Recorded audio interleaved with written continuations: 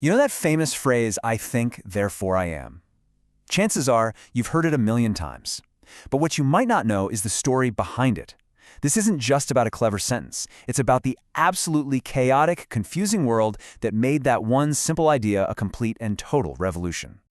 I mean, seriously, put yourself in his shoes for a second. How do you find a single solid piece of truth when you're surrounded by lies, superstition, and just utter confusion? That was the problem staring René Descartes right in the face in the early 1600s, and his entire life's work really boils down to trying to answer that one question. So, let's get into it. All right, so to really get why Descartes' solution was so earth-shattering, you first have to understand the world he was living in. It was a mess. Think of it less like an age of enlightenment and more like a battleground where completely different, contradictory ideas were all at war.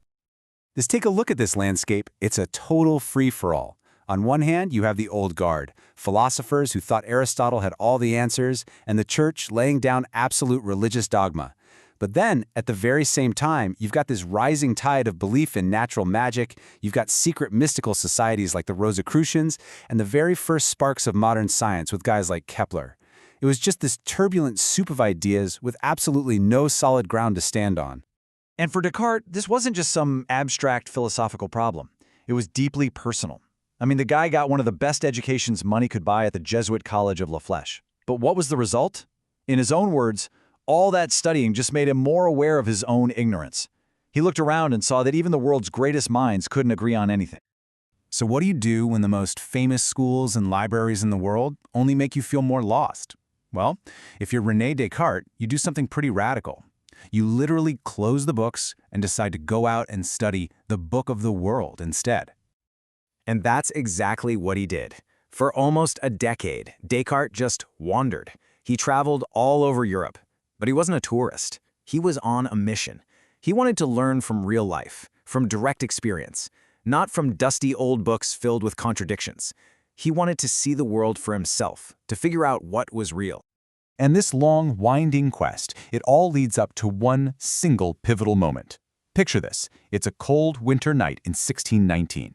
Descartes is in Germany, holed up in a room heated by a big stove, and that night he has a series of 3 incredibly vivid dreams that would literally change the course of Western history. The first dream is a total nightmare. He's struggling to walk down a street against this ferocious wind that's trying to knock him over. He feels weak, unstable. It's a perfect symbol for the anxiety and errors of his past education. He wakes up from that one terrified, but eventually drifts off again. The second dream is quick.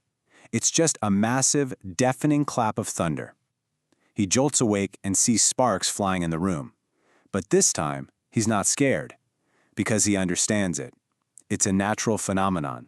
It made sense. And then comes the third dream. This one was completely different. It was peaceful. He dreams he finds a dictionary on his table, which he understands as a symbol for all knowledge finally coming together. He wakes up convinced that this whole sequence was a divine sign. He believed he'd been shown the path to a new, wonderful science. So after this incredible night, Descartes has his mission. He realized he couldn't just patch up the old, crumbling building of knowledge. No, he had to take a wrecking ball to the whole thing, tear it all down to the bare dirt, and start over from scratch.